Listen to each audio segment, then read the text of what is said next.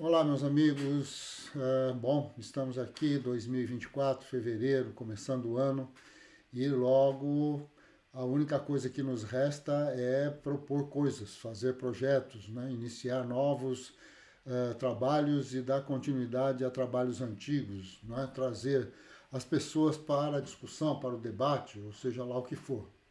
Então, nesse vídeo eu vou contar para vocês um pouco sobre um projeto que já estamos desenvolvendo há muito tempo e que dessa vez ele está chegando ao seu último estágio. Então, o que é, né? Acho que como vocês devem ter visto no cartazete que dá bom início ao próprio vídeo, se trata de uma discussão sobre o terceiro volume do Capital do Marx, sobre a dimensão geográfica que existe nessa obra do Marx. Por que o terceiro volume? Bom, porque, claro, já discutimos o primeiro e o segundo. Isso significa que não é possível discutir o terceiro para quem não discutiu o primeiro e não discutiu o segundo? Bom, segundo o próprio Engels, que foi o organizador desse volume, porque o Marx já havia falecido nessa época, quando o terceiro volume foi publicado, ao que parece, não.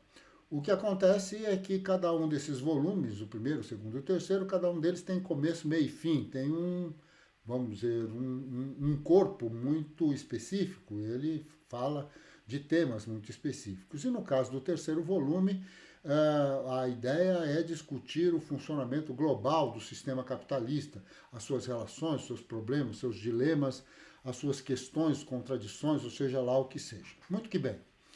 A nossa discussão, ela começou lá com o volume 1, foi para o 2, agora está no 3, e ela tem uma justificativa que, para dentro da geografia, me parece importante explicar. Que é assim, já lá pelas tantas dos anos 70, bom, desde que começa essa discussão na França sobre a tal da geografia ativa, a ideia então dos militantes do Partido Comunista, como Pierre Georges, outros tantos, Partido Comunista Francês no caso, iniciarem uma discussão sobre o papel social da geografia e coisas desse gênero, e no meio de tudo isso o Lacoste se envolver com isso, escrever lá os países subdesenvolvidos, a geografia do subdesenvolvimento, também publicou A Geografia Serve Antes de Mais Nada para Fazer a Guerra, um panfleto famosíssimo, importantíssimo, bom, estrutural inclusive, poderia dizer, nas mudanças do pensamento geográfico, seja na França ou fundamentalmente no Brasil. De qualquer maneira, lá pelas tantas deste texto do Lacoste, existe toda uma discussão sobre o fato, segundo Lacoste mesmo, que Marx não tomou conta da geografia, não achou a geografia importante, não se relacionou com ela. Isso tudo provocou muitas intrigas, porque no final das contas, um geógrafo italiano como Quaini, por exemplo, na mesma época, escreveu um livro chamado Marxismo e Geografia, que também foi traduzido para o português, e que, bom, contesta isso. Alguns outros geógrafos, como Rui Moreira, já na época da tal da geografia crítica, vão fazer outras avaliações sobre tudo isso.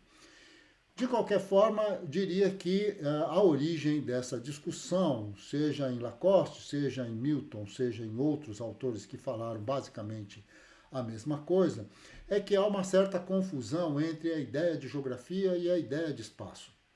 Quando nós estamos falando de geografia, não falamos de espaço. Nós estamos falando de um olhar sobre o mundo onde a dimensão espacial é uma das questões fundamentais, mas a questão não se resume ao espaço. O problema é que espaço é uma dimensão dos fenômenos. Os fenômenos possuem, entre outras coisas, posição, forma, não é? Distância, coisas desse gênero. Entre si, entre os seus elementos, na sua composição, no processo que os constitui. Então, nesse sentido, há uma discussão sobre o conceito de espaço que vem de muitos e muitos e muitos anos, que vai fazer parte, então, de um outro projeto que eu não vou contar para vocês agora, mas que, bom, que tem lá a sua importância, mas que não se confunde com a geografia. É de fundamental importância para a geografia, mas também, bom, é uma categoria de extrema importância para a física, química, biologia, bom, para a matemática, para a geometria, para muita coisa. Diria que praticamente esta relação entre nós, os seres humanos, e o mundo, e a dimensão da forma que o mundo possui, dessa relação entre distâncias, posicionamentos e etc e tal, posicionamentos que criam formas, coisas assim, já é uma discussão que vem desde séculos e milênios e que, bom, tem importância para todos os campos do conhecimento. Não é possível se discutir a realidade sem levar em consideração a dimensão temporal e a dimensão espacial que o fenomênico, que os fenômenos do mundo possuem. Então, uma coisa é eu falar de espaço, outra coisa é falar de geografia. Geografia é um campo do conhecimento, tem um estatuto epistemológico próprio, responde a uma dúvida humana, não é um aspecto, não é, do fenomênico. Na verdade, são coisas muito diferentes.